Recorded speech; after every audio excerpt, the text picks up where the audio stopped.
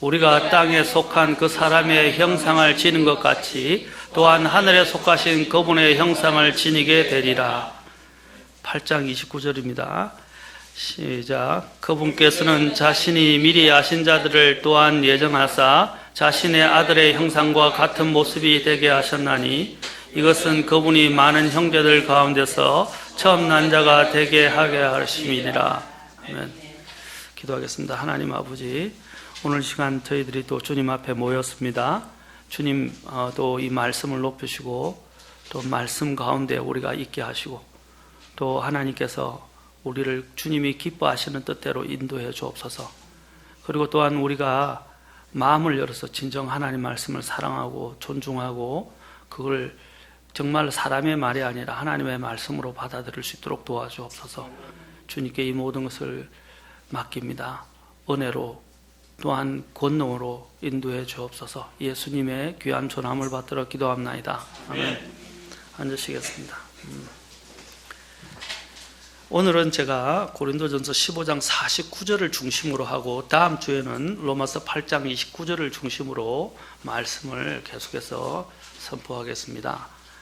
오늘 여기서 저희 제목은, 말씀 제목은 형상의 회복입니다. 형상의 회복.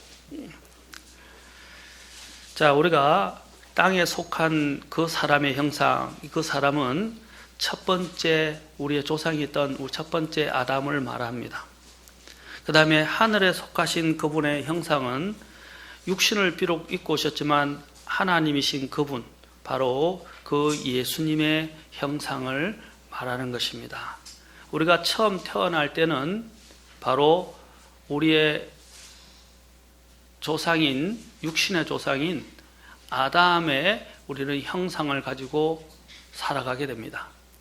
그러나 이제 우리가 해야 될 목표, 추구해야 되고 또 반드시 이루어져야 하는 것이 무엇입니까? 둘째 아담이시자 마지막 아담으로 오신 바로 그분 예수 그리스도의 형상을 입어야 된다는 것입니다. 우리나라 인간의 존엄성은 어디서 오는 겁니까? 여러분, 인간의 존엄성이 어디서 오는 거, 이런 거 생각해 보셨어요? 인간의 존엄성이 어디서부터 오는 겁니까? 나의 존엄함이 어디서 오는 겁니까? 우리 헌법 제10조에 보면 모든 국민은 인간으로서 존엄과 가치를 가지며 행복을 추구할 권리를 가진다. 국가는 개인이 가지는 불가침의 기본적 인권을 확인하고 이를 보장할 의무를 진다. 이게 국가가 해야 될 의무예요. 그게 헌법에 기록되어 있는데 그 중에서 모든 국민은 인간으로서 존엄과 가치를 지닌다 라고 되어 있어요. 그리고 인권이라고 되어 있어요. 인권. 자, 이런 인간의 존엄과 가치가 어디서부터 오는 거예요? 헌법에서 오는 겁니까? 인간이 존엄하다, 가치가 있다는 것을 어디서부터 우리가 부여받는 겁니까? 인간 스스로 부여하는 겁니까? 우리의 헌법이 부여하는 겁니까? 그런데 인간으로서의 존엄과 가치는 인간 스스로 부여한 것이 아닙니다. 진화되어서 존엄함에 이르게 된 것도 아닙니다.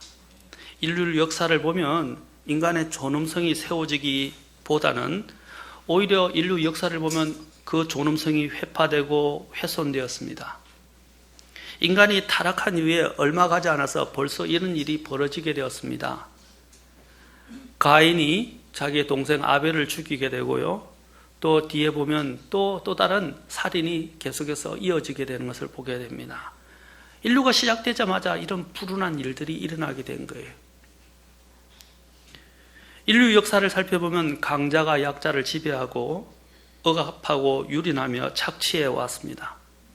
강한 자만이 살아남고 또 차지하고 또 지배하는 이런 동물적인 약육 방식과 성자 독식 그리고 적자 생존의 원리가 인간 세상을 지배했습니다.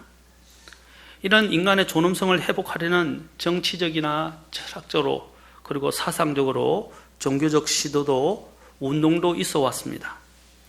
자유와 존엄성의 회복을 모토로 삼아서 그걸 빌미로 해서 수많은 혁명과 전쟁을 일으켜 왔습니다. 어느 때는 잠시 이것이 회복되는 것처럼 보이는 기미도 있었지만 타락한 인간의 이런 이기적인 본성은 그런 인간의 존엄성을 결코 용납할 수가 없었습니다. 독일인들은 역사적으로 엄청난 홍역을 치른 뒤에 히틀러가 나오고 2차 세계대전을 겪었죠. 그리고 자유주의가 표방되기 시작했습니다. 그들의 이러한 기본법, 나중에는 2차 대전, 히틀러와 2차 대전을 겪고 난 다음에 기본법 제1조 1항에 인간의 존엄성은 침해될 수 없다. 이를 존중하고 보호하는 것은 모든 국가 권력의 의무다라고 규정했습니다. 뿐만 아니라 미국과 우리나라를 포함해서 세계 많은 자유민주주의 국가들이 이러한 정신을 헌법 조문에 담았습니다. 국가의 최고 가치이자 명령인 헌법이 담고자 하는 최고의 가치 개념인 인간의 존엄성은 과연 어디서 유래된 것입니까? 우리가 그것을 바로 알고 찾게 될 때 인간은 존엄한 존재로서의 가치와 모습을 회복하고 올바로 정립할 수 있습니다. 저와 여러분의 가치와 존엄성은 어디서 오는 거냐는 겁니다. 인간이 동물과 다른 점은 바로 이러한 존엄성입니다. 인간은 본능에 의해 움직이는 동물과는 달리 높은 지성과 도덕성을 가지고 있습니다. 이것이 동물과 차별화된 존엄성을 갖게 된 것을 보여줍니다. 오늘날에는 개가 사람보다 낫다는 이야기를 많이 합니다.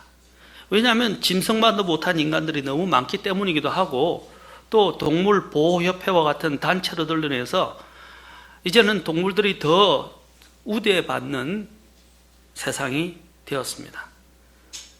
동물들은 이런 119까지 불러서 구출을 하면서도 사람 죽는 것에 대해서는 아무렇지 않게 생각하는,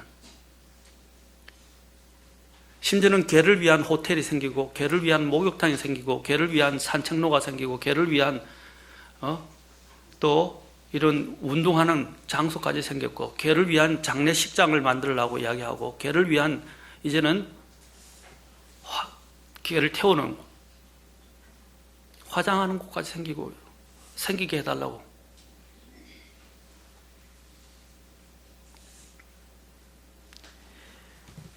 그러면 인간에게 존엄성을 부여하는 인간의 도덕성은 또한 어디서 오는 것입니까? 제가 어려운 것 같지만 여러분 이거는 굉장히 중대한 문제입니다. 여러분 한번 인생에 대해서 한번 진지하게 생각해 보십시오. 어려운 말은 내려놓고 쉽게 이야기하겠습니다. 인간이 왜 고귀합니까? 인간의 고귀함은 도대체 어디서 오는 것입니까? 세상은 인간이 왜 그렇게 고귀한지, 그 고귀한 존엄성이 어디서 왔는지 이 세상은 알지 못합니다. 그러면 여러분들은 아마 다른 사람부터 이렇게 가치와 존엄성을, 그렇죠? 대우받고 싶어 할 거예요. 사랑받고 싶어 하고 내 가치를 인정받고 싶어 합니다. 내 존엄성을 인정해 주기를 여러분들은 다 갈구하게 될 것입니다. 그런데 그 존엄성이 어디서 오는 거예요? 그런데 아까도 이야기했지만 세상의 역사는 이런 존엄성을 계속 짓밟아 왔습니다.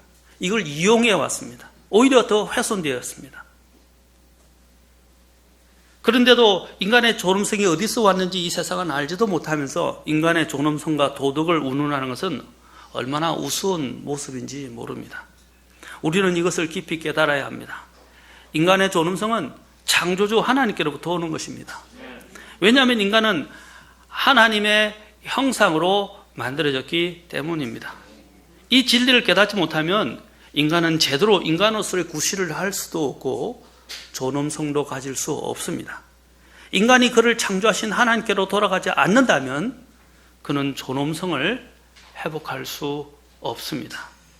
그래서 시편 49편 10절에서 12절에서는 아주 이것을 잘 묘사해 놨습니다. 그리고 20절에서도 말해 놨습니다.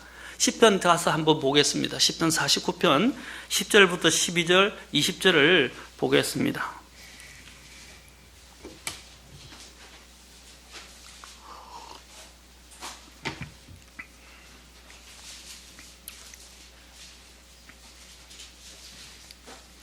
(10절) 지혜로운 자들이 죽고 어리석은 자와 짐승 같은 자도 그와 같이 멸망하여 자기 재물을 남들에게 남기는 것을 그가 보는도다. 자, 모두 다 죽는다, 멸망하는 자. 그들은 속으로 자기들의 집은 영원히 지속되며, 자, 뭐라고 생각하면 자기들의 집은 영원히 지속되며 자기들의 거처는 모든 세대에 이를 줄로 생각하는도다. 그러므로 그들이 자기들의 이름을 따라 자기들의 땅을 부르는도다. 여러분, 땅 이름을, 여러분, 거리나 땅 이름을 그 사람의 이름을 따라 짓는 경우가 많죠? 자, 49장 12절이 중요하면 12절과 20절 같이 읽겠습니다. 12절, 그 다음에 20절. 시작. 그럼에도 불구하고 존귀한 가운데 거하는 사람이 계속 머무르지 못하나니 그는 멸망하는 짐승과 같도다. 20절 시작. 존귀한 가운데 거하면서도 깨닫지 못하는 사람은 멸망하는 짐승과 같도다. 존귀한 가운데 거하지만 깨닫지 못하는 사람들은 멸망하는 짐승과 같다. 이 깨닫는다는 게 뭐예요? 바로 하나님의 형상을 회복하는 겁니다. 그것을 깨닫지 못하게, 그 형상을 회복하지 못한다면 멸망하는 짐승과 다를 바가 없다는 것입니다. 기독교의 성경은 인간 존엄의 근거를 명확하게 규명해 주고 있습니다. 창세기 1장 26절부터 27절 가서 보겠습니다. 이것도 한번 더 보셔야 됩니다. 26절부터 27절까지 굉장히 중요한 선언이고 중요한 구절입니다. 바로 인간의 존엄함이 여기서 왔다는 것입니다. 자, 잘 보세요. 여러분들의 존엄의 가치가 사람이 스스로 만들어준 게, 사람들은 오히려 이 타락한 세상은 사람들의 존엄을 말하면서도 훼손시키고 회파시켜 왔어요. 그런데 이 진짜 존엄함은 어디서 오는가? 그래도 사람이 사람들을 대우하려고 하는 그런 기본적인 양심이 어디서부터 오느냐, 이 말입니다. 창세기 1장 26절 27절 이것도 같이 읽겠습니다. 시작. 하나님께서 이르시되 우리가 우리의 형상으로 우리의 모양에 따라 사람을 만들고 그들이 바다의 물고기와 공중의 날짐승과 가축과 온 땅과 땅에서 기는 모든 기는 것을 지배하게 하자 하시고, 이처럼 하나님께서 자신의 형상으로 사람을 창조하시되 하나님의 형상으로 그를 창조하시고 그들을 남성과 여성으로 창조하시니라. 하나님이 어떻게 해요? 우리의 형상, 하나님의 형상으로 우리의 모양, 하나님의 모양에 따라 사람을 만들었다. 동물을 이렇게 안 만들었다는 거예요. 그래서 인간이 동물과 다르고 인간이 존엄하다는 거예요. 바로 창조주 하나님의 형상과 모양에 따라 만들었다. 두 번이나 27절에서도 자신의, 또 세 번이나 자신의 형상으로, 또 뒤에 사람을 창조하실 때 하나님의 형상으로 그를 창조하셨다. 지금 세 번에 걸쳐서 이야기를 하고, 이 짧은 구절에. 하나님은 보이지 않는 영으로 존재하시기 때문에 여기서 형상이라는 것은 외적인 하나님의 모습을 말하는 것이 아니라 1차적으로 하나님의 이런 내적인 성품, 속성을 말한다고 할 수 있습니다. 하나님은 이런 형태로 거하시거나 볼 수 없는 분이시기 때문에 하나님의 형상이 이렇다 저렇다 우리가 이야기할 수가 없어요. 그래서 이것은 하나님의 형상에 따라 하는 것은 인간의 내적인 속성을 말하는 것입니다. 여기서 하나님의 형상을 따라 지음받았다라는 것들을 보면 또한 사람이 삼중적 구조로 존재되었다는 것을 말해줍니다. 자, 삼중적 구조라는 건 뭡니까? 영, 혼, 몸이라는 것입니다. 여러분, 이게 대단히 중요해요. 이 자체가 삼중적으로 이것이 제대로 세워지지 않으면 인간은 인간이 아니에요. 인간의 구실을 할 수 없다는 거예요. 이건 이와 같습니다. 이것을 하나님의 삼위일체라고도 이야기하는데, 하나님 자신은 혼이에요. 그리고 하나님의 성령은 영이에요. 그리고 우리 앞에 육신에 보이는 눈으로 나타나는 육체를 입고 오신 분이 누굽니까? 바로 하나님의 몸이에요. 예수 그리스도의 말입니다. 이게 삼위일체 안에 다 들어있어요. 그 형상을 따라서 하나님께서 만드셨어요. 태양에는 알파, 베타, 감마선이 있습니다. 그렇죠? 제가 이제 오래돼서 좀 이것이 헷갈리는데, 알파 같은 경우는 맞는지 잘 모르겠지만 지금은 요즘 많이 헷갈립니다. 알파, 베타 쓰는데 한 선은 우리 육안으로는 보이지만 느낄 수가 없어요. 또 한 선은 우리의 육안으로는 볼 수는 없지만 느낄 수는 있어요. 또 다른 선은 아마 거기 감마선인데 감마선으로 아는데 그것은 우리가 볼 수도 없고 느낄 수도 없어요. 자, 이것이 삼위일체 하나님을 잘 나타냅니다. 볼 수도 없고 느낄 수도 없는 분이 누구냐면 아버지 하나님입니다. 우리가 볼 수는 있지만, 그렇죠? 볼 수는 있지만 느끼지 못하는 분. 그것이 바로 이제 예수 그리스도, 볼 수 있는 것. 그게 예수 그리스도입니다. 보지는 못하지만 느낄 수 있는 것. 그게 바로 성령님입니다. 이제 삼위일체의 하나님을 이렇게 신학적으로 설명하기도 합니다. 이것을 가지고 다 설명을 할 수 없어요. 바로 이렇게 하나님이 우리를 만드셨다는 것입니다. 아버지 하나님과 삼위일체의 그 모습을 그대로 본따서 하나님이 우리를 그렇게 만드셨다는 것입니다. 처음에 인간은 어디서부터 온 것입니까? 인간의 첫 번째 이름이 뭐죠? 아담이죠. 이 아담이란 말은 어디서 왔냐면 히브리어 아다마라에서 왔어요. 이 아다마다라는 말은 무슨 말이냐? 두 가지 의미가 있는데 하나는 흙이다 이런 뜻이 있고 하나는 불다 이런 뜻도 있어요. 흙 또는 불다. 바로 하나님께서 인간의 그 첫 번째 존재가 어디서 시작됐는지라는 것을 말해주고 있는. 인간이 처음에 만들어질 때는 한낱 정말 가치가 없는 흙에 불과했어요. 놀라운 것은 요즘 현대 과학에서 이미 이번에 밝혀졌는데 인간의 이 구성분을 떼서 다 분해해서 그 세포를 분해해서 조사를 해보니까 37가지인가 제가 기억하기로는 37가지 정도가 되는데 그 성분이 흙에서 나오는 37가지인가 성분하고 정확하게 일치한다는 거예요. 그게 밝혀졌어요. 그래서 인간이 우리가 흙하고는 다른 것처럼 보이지만 인간이 분해돼서 나중에 다 해체될 때는 다시 그대로 흙으로 돌아간다. 그래서 주님이 성경에서 말해 우리가 흙에서 와서 흙으로 돌아갔다고 이야기하는 거예요. 그것은 과학적인 사실입니다. 인간이 어디서부터 유래됐냐? 정말 보잘것없는 먼지와 같은 흙에서부터 시작됐다는 것을 말해주는 거예요. 여기서 말하는 것입니다. 그래서 창세기 1장 27절에서 아까 또 이야기하시지만 또 1장에서 하나님께서 땅의 흙으로 그 앞에 보면 땅의 흙으로 사람을 지으시고 그 다음에 2장 7절에 보십시오. 땅의 흙으로 사람을 지으시고 생명의 숨, 생명의 호흡을 그 코에 불어넣으시니까 어떻게 됐다고 그랬어요? 사람이 살아 그제서야 아까 존재, 아무 가치도 없는 존재에서 뭐라고 그랬어요? 하나님의 생명의 호흡을 코에 후 하고 불어넣으니까 그 사람이 인격적인 살아있는 혼이 되었다고 말하고 있습니다. 개역 성경은 이것을 생령이라고 그러는데 킹제임 성경이나 히브리 성경에서는 the living soul, 살아있는 혼, 그 자체로서 유기적으로 그 살아서 작동하는 혼이 되었다고 말하고 있습니다. 혼, 이것이 뭐냐면 인간 그 인격 자체를 말하기도 하고 생명을 말하기도 해요. 그 인간의 그 자체, 인간이 살아서 자기 자유의지를 가지고 움직이는 그 인격체, 그것이 어디서 시작된 거예요? 하나님의 생명의 호흡을 불어넣었을 때 이루어졌다는 것입니다.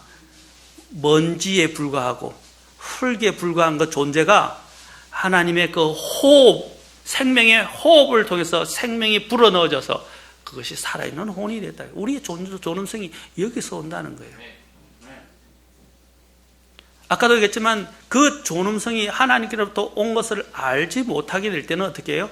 멸망하는 짐승 같고 보잘것없는 그냥 흙에 불과하게 되는 것입니다. 가치가 없는 거예요. 사람의 영은 하나님의 이 교제를 위해서, 그래서 아까 부르는 그 생명의 호흡은 영, 사람 자체는 뭡니까? 혼, 그 다음에 어떻게 흙에서 만들어진 이 껍데기는 몸이 된 것입니다. 사람의 영은, 바로 이 안에 있는 영은 하나님과의 교제를 위한 것입니다. 왜냐하면 하나님은 영이시기 때문입니다.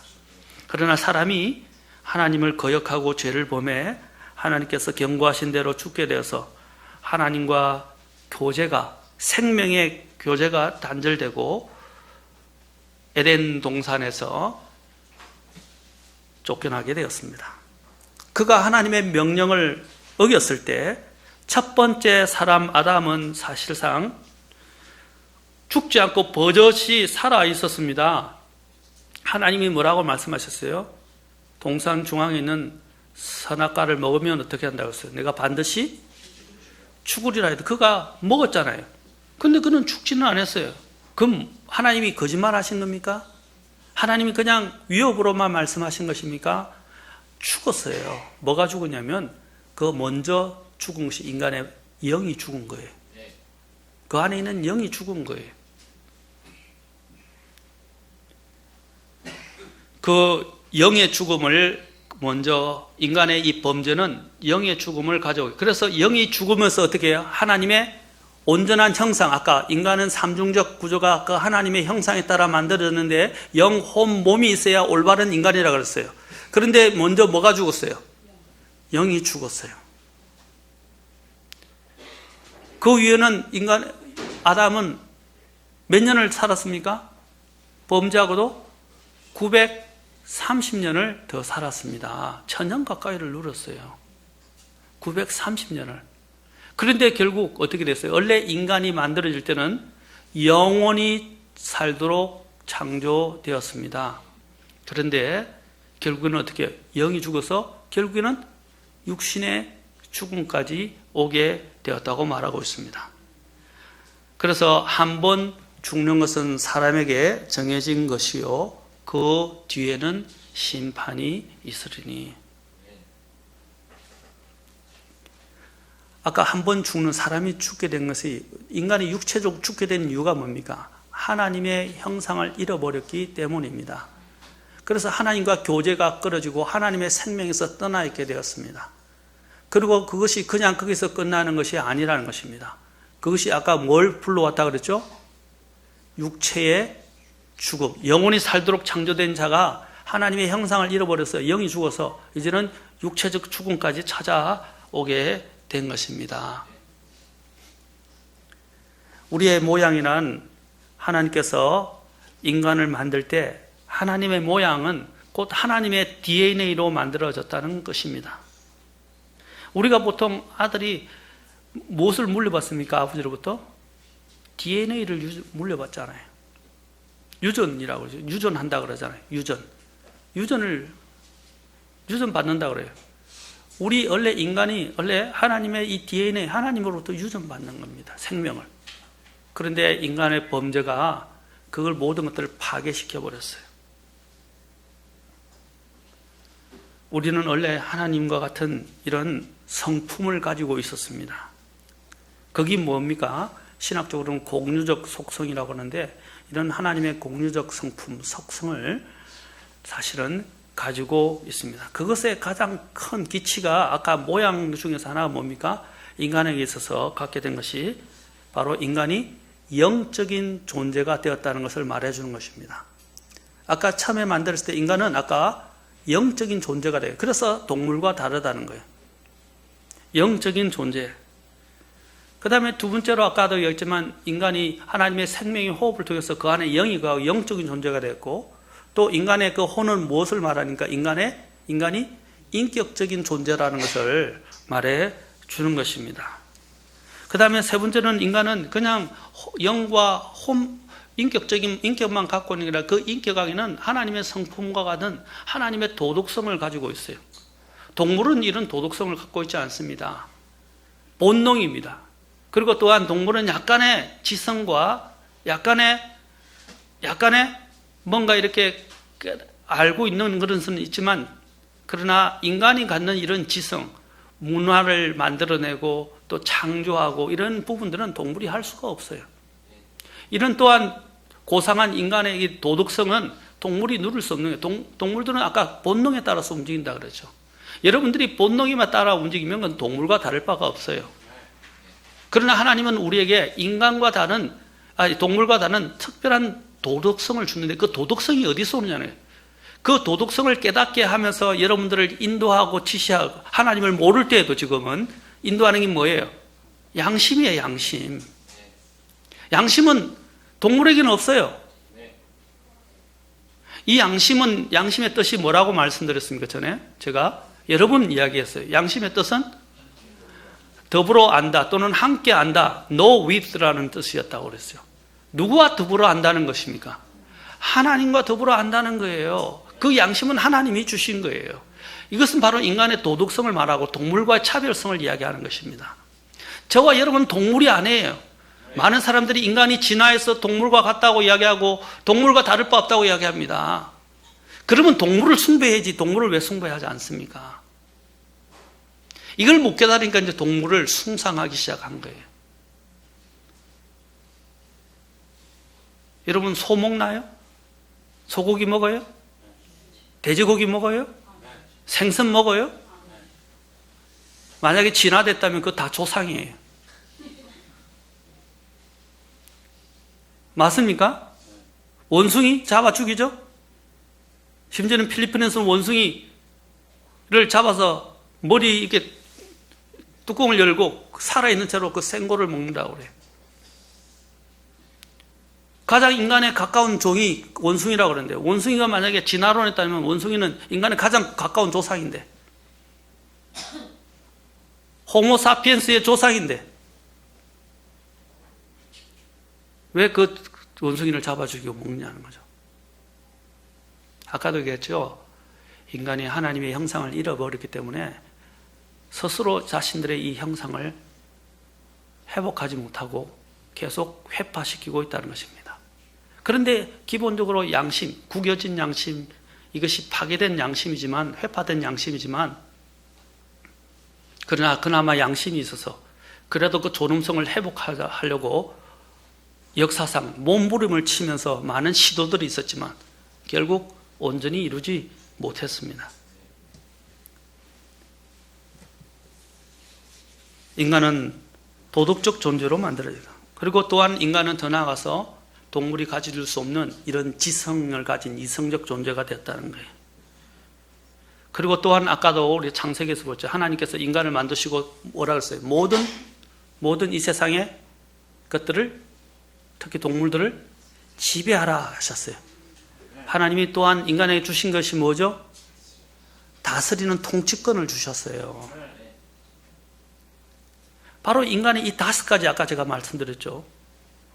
이 5가지가 인간이 동물과 다르고 바로 하나님의 형상을 따라 만들어진 고귀한 존재라는 사실을, 조름한 존재라는 사실들을 이야기해 줍니다. 그래서 저와 여러분이 오늘 하나님의 하나님께로부터 오는 존엄성을 찾지 못하고 회복하지 못하고 깨닫지 못한다면 짐승과 다를 바 없어요. 하나님의 눈에는 짐승과 다를 바 없어요.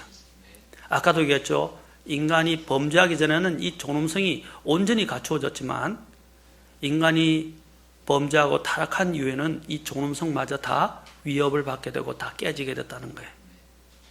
이 존엄성을 회복하지 못한다면 멸망하는 짐승과 같다는 것입니다.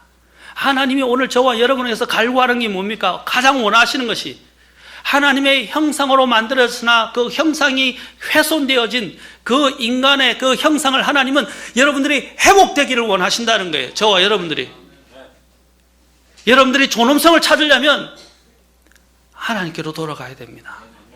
하나님을 만나야 되고 여러분 안에 그 죽어버린 하나님의 그 영, 그 형상을 찾을 때 인간은 삼중적 존재로서 올바로 되게 됩니다.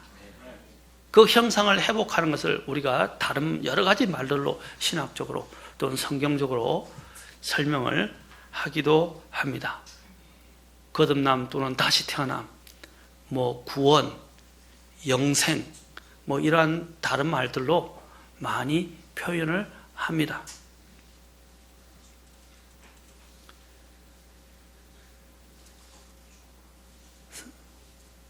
하나님께서는 이런 하나님의 형상과 모습에 따라 우리 인생을 영적인 존재, 인격적인 존재, 도덕적인 존재, 그리고 또한 지성을 가진 존재, 그리고 다스릴 수 있는 통치권을 가진 존재로 창조하셨습니다.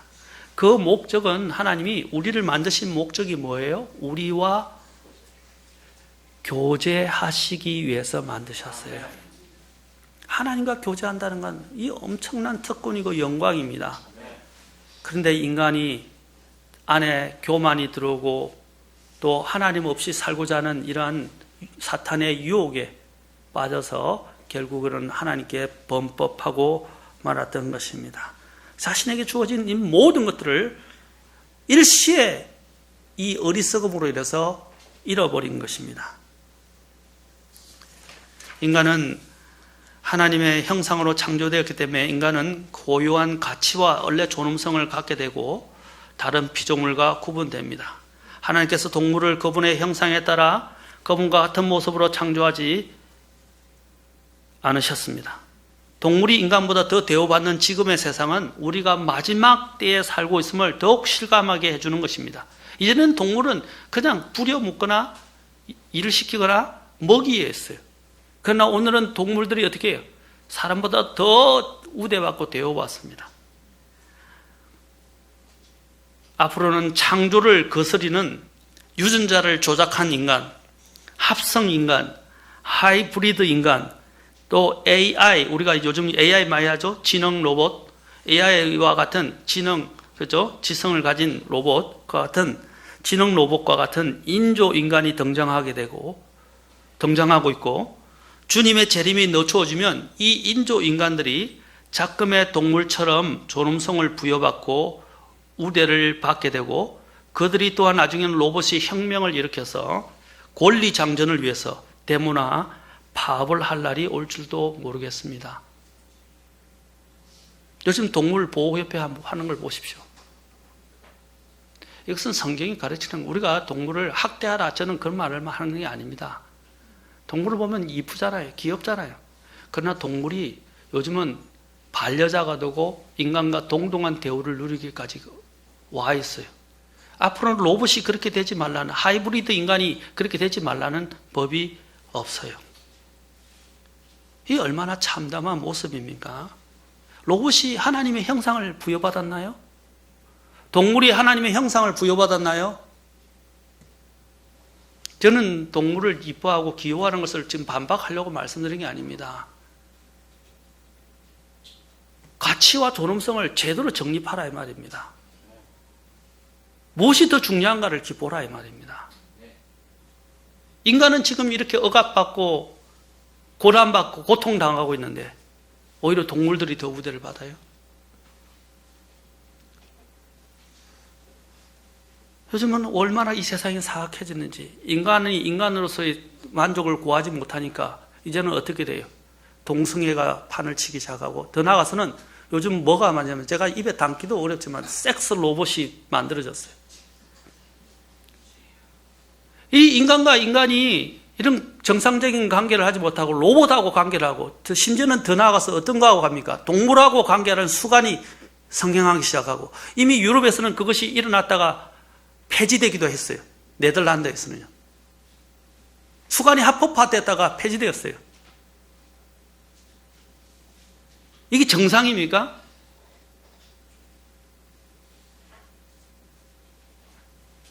그런데 이러한 부분들이 우리의 법에, 헌법에 들어오려고 하고 있단 말입니다.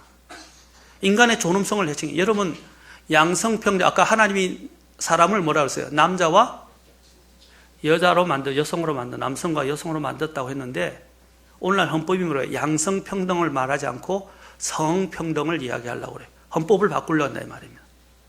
여러분, 그 헌법에는요, 성에는 여러 가지 성이 있어요. 어떤 성이냐? 인간이 그냥 성만 갖고 있다는 게 중요하지 않아요. 그 성이 아까도 얘기했지만 아침에는 내가 남자로 저녁에는 여자가 됐다가, 또 심지어는 여성화된 남성, 남성화된 여성들, 심지어는 또한 또 트랜스젠더들, 심지어는 또한 이 사람이 사람 구실을 못해서 동성애뿐 아니라, 아까 같은 건 트랜스젠더뿐 아니라 동물과 교잡하는 사람들, 아까 로봇, 섹스 로봇과 교잡하는 사람들, 이런 사람들까지 다 포함되어 있는 게 성이에요. 그런 것들을 다 수용하겠다는 겁니다. 동성애보다도 더 깊이 나가는 거예요. 그래서 여러분 성평등이란 말이 헌법에 들어오면 안 되는 이유가 거기 있는 거예요. 그러면 여러분 어떻게 성평등이 들어오게 되면 아까 수간을 하는 사람, 섹스 로봇과 그 섹스를 하는 사람들 이런 사람들을 다 어떻게 우리가 다 수용해야 되는 거예요. 그러더래서 말을 못 해요. 말을 하면 잡혀 들어간다 이 말입니다. 이제 혐오 발언이라 그래가지고 제가 여러분 카톡에 올려놓은 거 보셨죠? 그거 들어가서 국회에 들어가서 전부 여러분 번거롭고 있어요. 다른 데는 막 뛰어다니면서 커피 한 잔 마시는 시간을 있으면서 그런 데 들어가서 왜 이게 여러분 그게 등록을 안 하십니까? 투표를 안 하십니까? 지금 혐오 발언이 지금 제한됐어요. 발의됐어요, 발의. 그래서 지금 공청회를 얻으려고 하는데 공청회도 제대로 하지 않고요. 발의해서 지금 통과시키려고 하고 있어요. 혐오 발언을 하게 되면 이제 우리 교회 안에서 다른 사람들이 그렇게 동성애자나 아니면 수관하는 사람들이나 그런 사람들에 대해서 나는 그런 걸 안 받아들이겠다 말만 해도 그게 뭐가 됩니까? 혐오 발언이 됐어요. 여러분들은 벌금을 받거나 잡혀 들어갈 수 있는 세상이 온 거예요. 세상이 미쳐가고 있어요. 우리가 정신을 차리시고 기도하셔야 돼요. 우리 세대들에게 믿음의 유산을 물려주려면 제대로 된 바른 신앙생활을 하고 자유를 누릴 수 있도록 하려면 이런 것들이 통과되지 않도록 우리가 더 기도해야 되고 주의를 기도해야 돼요. 여러분 피부에 안 다가오십니까? 이런 문제가? 내일이 아닌 것 같아요? 헌법이 통과되고 나면요 여러분 피부로 다가오게 됩니다. 그때는 못 막아요. 이미 법제화됐기 때문에 그 전에 막아야 된다는 거예요. 그러면 우리의 존엄성은 다 파괴되고 우리의 기독교 신앙 자체도 어떻게 해요? 이제 핍박을 받게 되고 진리를 외칠 수 없게 되고 복음을 전할 수 없게 되고 다른 사람들에 대해서 이렇게 돼서 우리가 말도 못합니까? 내가 싫다는데 나는 싫어요 하는데 싫다고 말도 못하게 돼요. 지금 그게 영국에서 일어나고 있고 미국에서 일어나고 있어요. 나는 동성애자, 나는 마음에 안 들고 내가 상업할 수 있는 권리가 있는데 나는 동성애자들에게 빵을 팔지 않겠습니다 라고 이야기했는데 그 빵집 주인이 어떻게 됐어요? 구속됐어요. 벌금을 엄청나게 받았어요. 영국에서 일어난 일이에요. 그게 법이 통과되면 우리나라도 일어나고 여러분들은 이제 나는 동성애자 혐오 발언 그 말 자체도 못하게 돼요. 하면 구속당하거나 엄청난 벌금을 받게 돼. 무서운 세상입니다. 아무것도 아닌 게 아니에요. 우리의 진정한 믿음과 삶과 자유와 관련되어 있어요. 심지어는 은행에서요 반려동물을 키우려면 제공받는 금융 혜택들을 이래가지고 신문에 났어요. 요번에 얼마 안 됐어요. 반려동물 인구 1000만 시대를 맞아서 각 금융사에서 반려동물을 키우는 사람들을 위한 혜택들을 속속 내어놓고 있어 눈길을 끈다 이렇게 신문지상에 나왔어요. 동물을 위한 적금이 들었다 이 말이에요. 심지어는 마하트마 간디는 뭐라고 말했습니까? 한 국가의 위대함과 도덕적 진보는 그 나라의 동물이 받는 대우로 가늠할 수 있다. 한 국가의 위대함과 도덕적 진보가 뭐라고요? 동물이 받는 대우. 간디가 어느 나라 사람이죠? 인도 아닙니까? 인도가 뭘 믿죠? 대부분 힌두이즘이죠. 그죠? 힌두교죠. 자, 힌두교가 이게 가치가 뭐예요? 지금 보세요.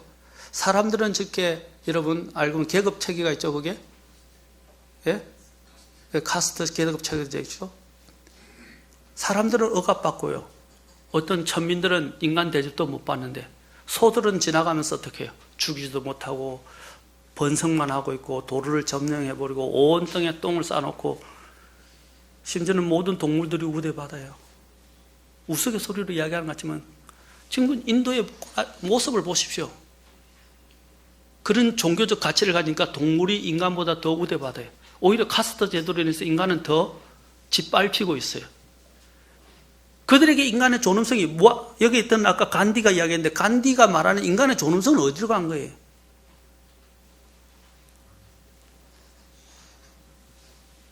이게 인도의 사상을 대표합니다. 이런 사상을 가졌으니 인권은 무시되고 무차별하게 억압당하고 학대받고 지배당하지만 소나 짐승이 우대받고 숭배까지 받는 것입니다. 참 희한하고 안타까운 세상에 우리가 살고 있습니다. 인간은 동물과 다릅니다. 인간은 로봇과 다릅니다. 인간은 그들보다 더 존엄한 가치를 지닌 존재입니다. 왜냐하면 인간만이 하나님의 형상으로 지원받았고 하나님께로부터 그 생명과 존엄성을 부여받았기 때문입니다. 인간은 원래 이 하나님과 교제하며 영원히 살도록 창조되었습니다. 그리고 하나님의 형상을 따라 지음을 받았기 때문에 또한 모든 피조 세계를 다스리고 관장할 권리를 하나님께로 부여받았는데도 불구하고 인간이 오히려 그 모든 동물들, 피조물들을 어떻게 해요? 숭상하고 우대할 뿐 아니라 숭상하고 경배까지 합니다.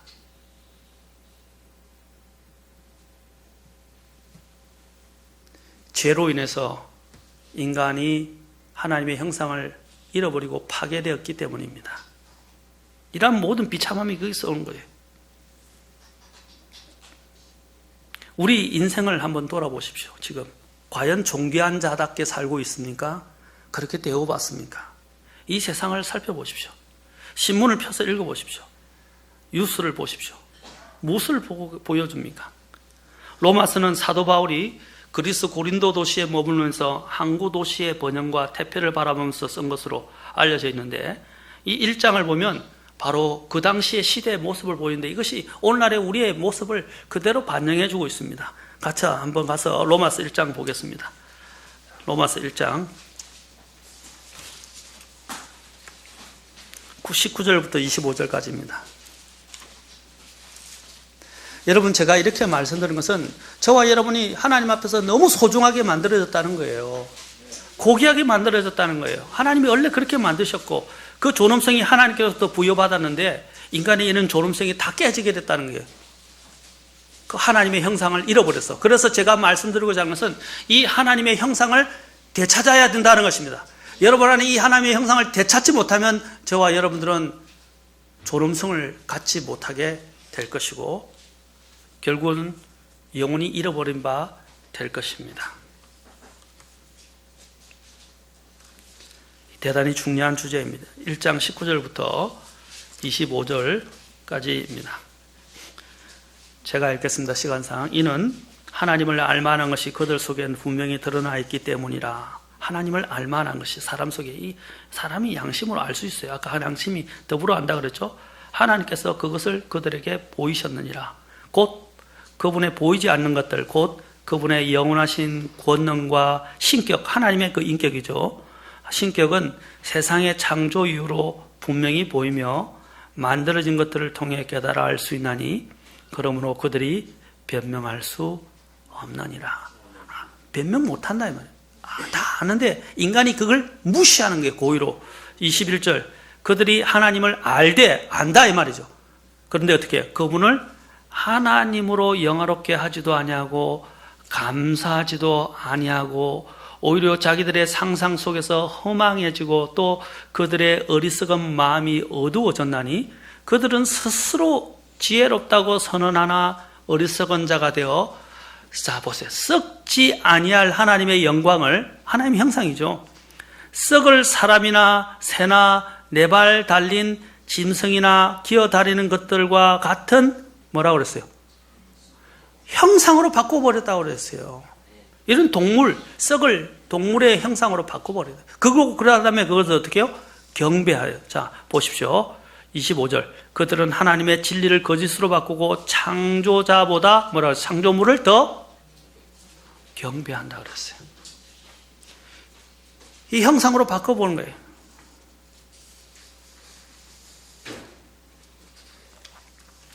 사람들을 하나님을 아까 그랬죠. 하나님을 알지만 하나님을 마음에 두기 싫어서 하나님의 형상을 회복하고 싶지 않은 거예요. 내 마음대로 살고 싶은 거예요. 그래서 두기 싫어서 하나님의 영광을 어떻게 했어요? 아까 일부러 그걸 바꿔버린 것입니다. 그 안에 자신의 그 형상을 잃어버린 형상에서 그 안에 있는 마음의 채워주지 못하는 이런 부분들을, 그 공백을 무엇으로 채워버리는 것입니까? 하나님 대신 썩어질 이러한 사람이나 동물, 짐승의 갖가지 형상으로 세워집니다. 채우게 됩니다. 이 형상을 채우려고 하다가 시도하면서 밖에서 이제 그것을 이미지를 그리는 것을, 그것을 만들어낸 것이 뭡니까? 우상이에요, 우상. 그게 우상이란 말이에요. 여러분들이 연예인, 가수들, 스포츠 운동선수들, 막 그들이 우상이 되어가고 있죠? 그게 뭐냐면 내 안에 채워지지 못한 이 형상을 회복하지 못해서 그런 것들을 우상으로 만들어서 그것을 통해서 대리 만족을 얻는 거예요. 왜 그런 현상이 일어나느냐?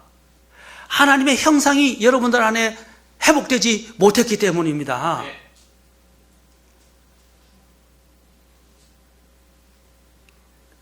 하나님의 형상이 회복되어야 돼요.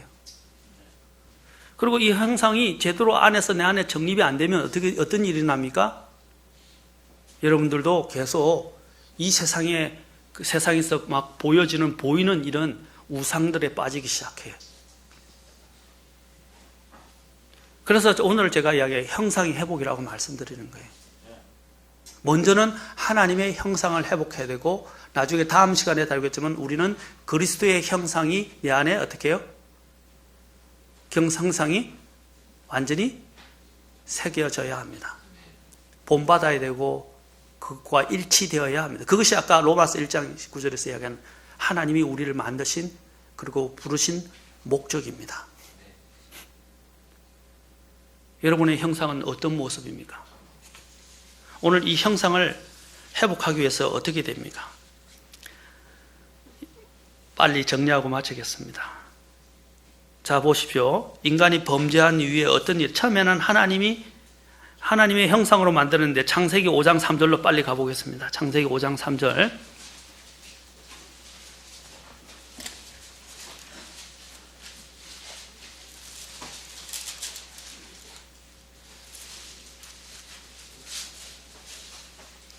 자, 인간이 범죄에서 타락해서 에덴 동산에 쫓겨났어요. 그 다음에 인간이 어떻게 했어요? 사람이 가인과 아벨을 낳는데 가인이 자기의 동생 아벨을 죽이는 일이 일어났어요. 인간이 하나님의 형상을 잃고 난 다음에 쫓겨난 뒤에 벌써 첫 번째 범죄가 살인이에요. 4장부터 나오죠? 4장이 나와요. 그런데 5장에서 이제 아담을 이렇게 말합니다. 이제 아담이 가인의 아벨을 죽이고 난 다음에, 자, 3절에 보십시오. 아담이 130년을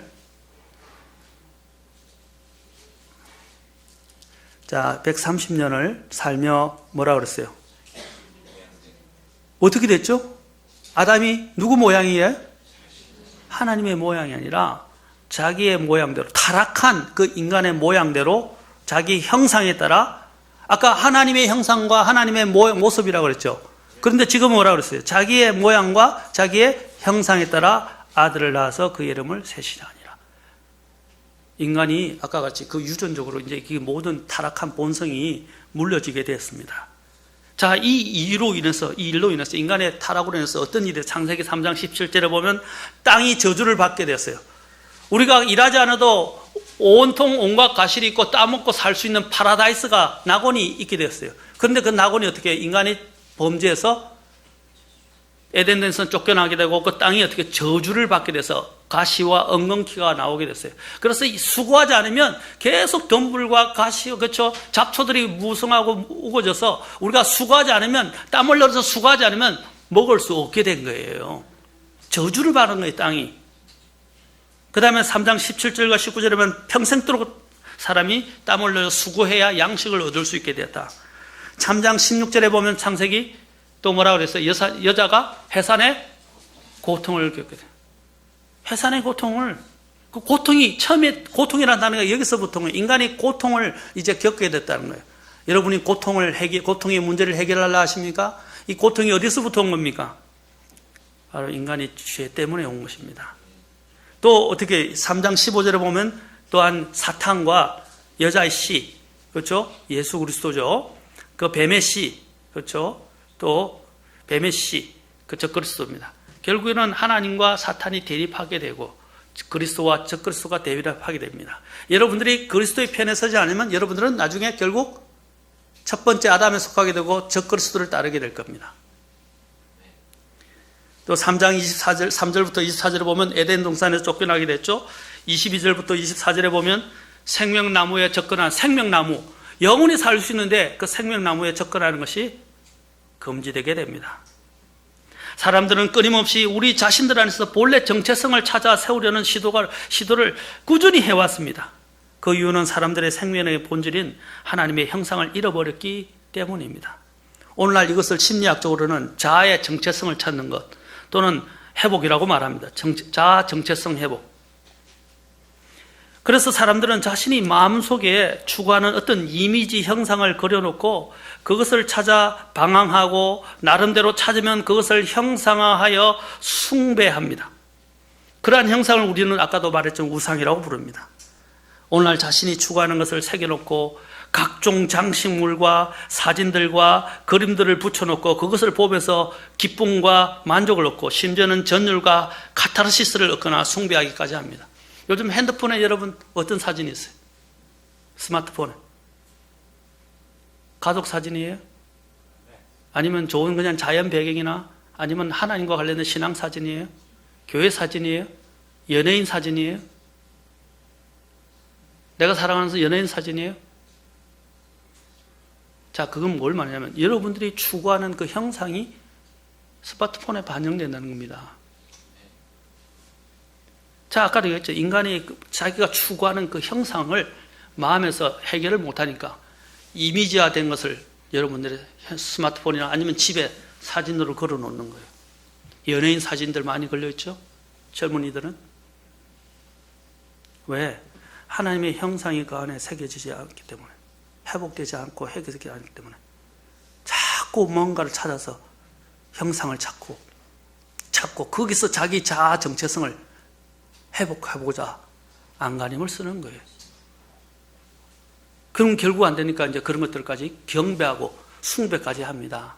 요즘 연예인 숭배 사상, 이게 얼마나 대단한 일입니까? 우리 안에 우리가 잃어버린 생명의 본성인 창조주 하나님의 형상을 회복하기 전에는 우리에게는 참된 만족은 없을 것입니다. 그리고 끊임없이 대리만족을 찾는 형상들을 찾으려고 방황하게 될 것입니다. 그러므로 우리는 이 형상을 하려면 다시 하나님께로 돌아가야 되는데 어떻게 돌아가게 됩니까? 거듭나야 됩니다. 다시 태어나야 돼요. 다시 태어난다는 말은 무슨 말이냐? 내 안에 죽었던 영이 살아나는 거예요.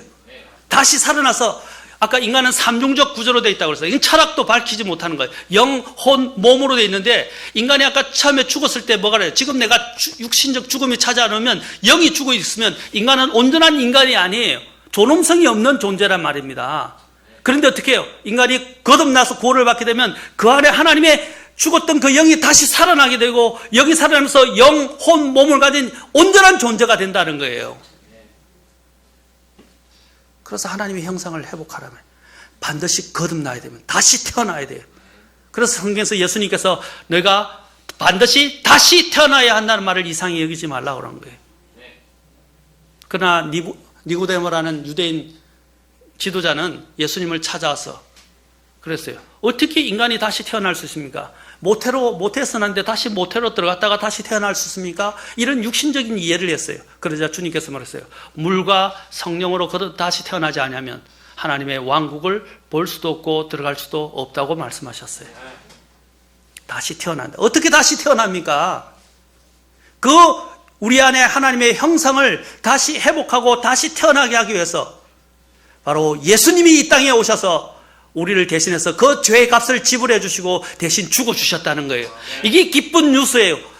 복된 소식, 기쁜 뉴스. 이게 복음이라고 하는 게 복음. 기쁜 소식이래. 기쁜 소리란 뜻이에요.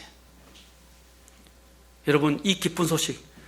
예수님이 저와 여러분을 사랑하셔서, 하나님이 저와 여러분을 사랑하셔서 하나님 그분이 이 땅에 오셔서 내가 죄로 인해서 잃어버린 그 형상, 그리고 내가 죄로 인해서 영원한 멸망으로 가게 될 한 번 죽는 것은 사람에게 정해지고 그 뒤에는 심판이 있다는데 그 심판과 영원한 멸망에 가게 될 나를 하나님께서 어떻게 했어요?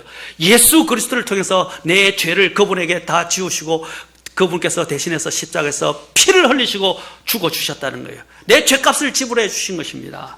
그리고 죽음을 이기시고 3일 만에 부활하셨어요. 그 예수님을 여러분이 정말 진정으로 회개하고 내 존엄성이 훼손되어지는 것에서 그 예수님을 여러분이 마음속으로 영접하게 되면, 회개하고 영접하면 하나님께서 뭐라고 그러셨어요?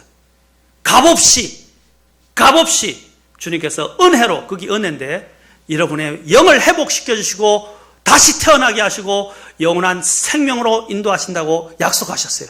지옥이 아니라 영원한 생명으로 천국으로 인도하신다고 하나님이 약속하셨어요. 하나님은 거짓말하지 않으십니다.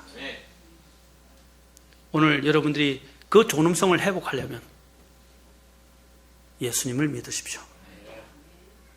하나님은 우리의 이 존엄성을 회복하기 위해 주신 하나님의 선물입니다. 정말로 그 선물은 말로 할 수 없어, 값으로 형용할 수 없는 선물이에요. 값으로 헤아릴 수 없는 거란 말입니다. 왜? 하나님이 자신의 생명을 대신해서 우리를 구원하시려고 예수님을 십자가에 죽게 하신 거예요. 그분이 그냥 죽으신 건 자신의 죄 때문에 아니라 저와 여러분의 죄의 문제를 해결해 주셔서 하나님의 형상을 새기고 다시 회복하게 하기 위해서 하나님이 그 엄청난 일을 하신 거예요.